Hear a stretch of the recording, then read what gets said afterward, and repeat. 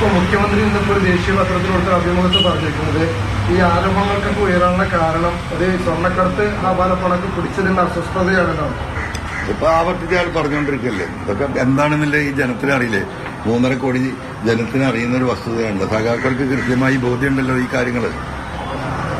എന്തുകൊണ്ട് പോലീസ് ഇത് അന്വേഷിക്കുന്നു? പോലീസിന് അത് പിടിച്ച് കസ്റ്റംസ് കൊടുത്താൽ പോരെ എന്നുള്ള ചോദ്യത്തിന് എന്താ ഉത്തരം? ഈ കൊടുത്തു വിട്ടതാരാ? പോലീസിന് അന്വേഷിക്കാൻ കഴിയുമോ?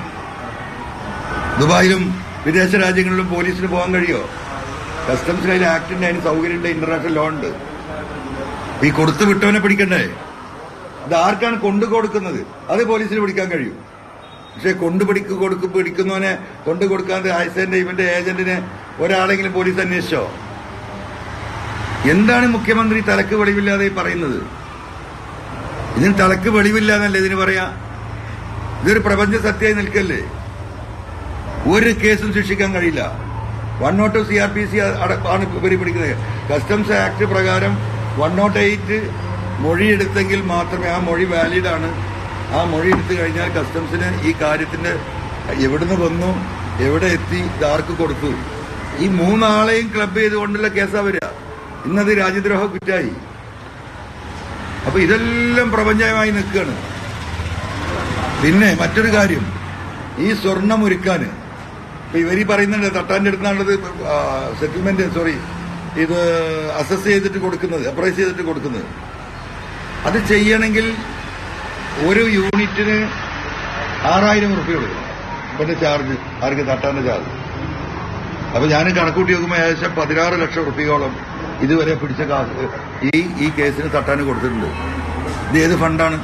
പോലീസുകാരെ കേസിന് എടുത്തു കൊടുത്തോ? പരിശോധിക്കണ്ടേ? ഈ 10-16 ലക്ഷം റുപ്യ ഇവർ ഈ പറയുന്നത് പോലെയാണെങ്കിൽ തട്ടാന് കൊടുത്തിട്ടുണ്ട്.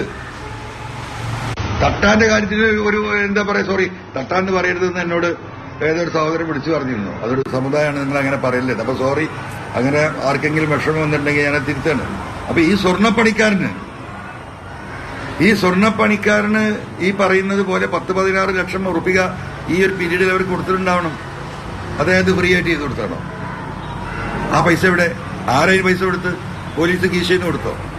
അതോ ഈ പറയുന്ന സ്വർണ്ണപ്പണിക്കാരന് ഈ പറഞ്ഞ പോലെ തന്നെ അവന്റെ സൗകര്യത്തിനനുസരിച്ച് ഒരു കഷ്ണം വെട്ടി ഒരുക്കിക്കൊണ്ട ബാക്കി ഇവിടെ വെട്ടി ഞങ്ങൾക്കൊന്നാ എന്ന് പറഞ്ഞതല്ലേ?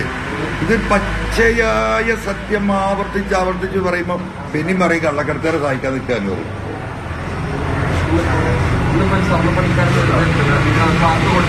അവര് പറയുന്നത് സ്വർണം ഏത് രൂപത്തിൽ കൊണ്ടുവന്ന് വിളിക്കാനും 1 കിലോ സ്വർണ്ണമെങ്കിൽ 1 ഗ്രാമിൽ താഴെ മാത്രമേ 1 ഗ്രാമും പോവില്ല.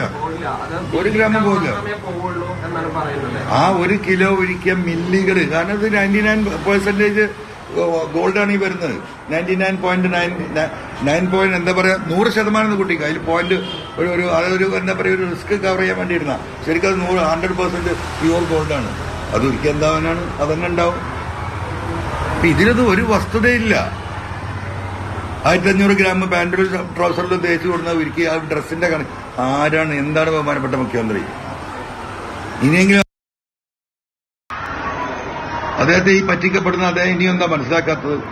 കേരളത്തിലെ മൂക്ക് താഴോട്ടായ മനുഷ്യർക്ക് മുഴുവൻ മനസ്സിലായി. അദ്ദേഹത്തിന് മനസ്സിലാണെങ്കിൽ എനിക്ക് നിവൃത്തിയൊന്നുമില്ല.